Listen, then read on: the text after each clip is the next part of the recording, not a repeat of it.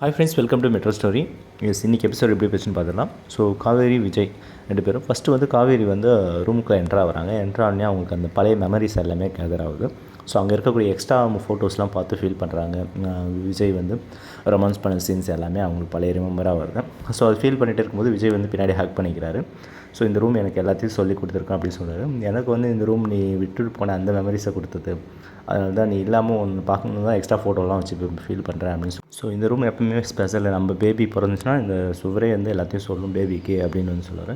விஜய் வந்து நீ இப்போ எதுவும் பேடாக திங்க் பண்ணாத அப்படின்ற மாதிரி அவர் சொல்லுவார். இல்லை எனக்கு விட்டுட்டு போன நீங்கள் சொல்கிற ஒவ்வொருமும் எனக்கு கான்ட்ராக்ட் விஷயம் நினச்சா பயமாக இருக்குது, இப்போ அதெல்லாம் பேசாத அப்படின்னு சொல்லிட்டு வாயில் கை வச்சுப்பார்.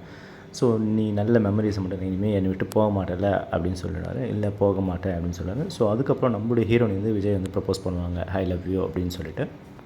ஸோ அதுக்கப்புறம் நெத்திலையும் வந்து முத்தத்தை வந்து நம்ம ஹீரோயின் வந்து விஜய்க்கு கொடுப்பாங்க. ஸோ இவங்க க்யூட்டான சீன், அந்த டேரக்டர் போட்ட அந்த சீனும் வந்து அக்ஸைனாக வந்துடும். ஸோ இவங்க பேசி முடிச்சுட்டு பார்த்திங்கன்னா வெளியே வந்து பார்த்திங்கன்னா பாட்டியும் சித்தியும் பேசிகிட்டு இருப்பாங்க. ஸோ ஃபங்க்ஷன் அரேஞ்ச்மெண்ட் பண்ணணும் அப்படின்னு பாட்டி சொல்லுவாங்க. இன்னும் அது அவங்க தானே பண்ணணும் அப்படின்னு சொல்லிட்டு சித்தி சொல்கிறாங்க காவி வீட்டில். இல்லை நம்மளே பண்ணிடலாம், நாளைக்கே பண்ணிடலாம், காலண்டர் எடுத்துலான்னு சொல்லிட்டு டேட்டை பார்த்து நாளைக்கு ஃபிக்ஸ் பண்ணுறாங்க.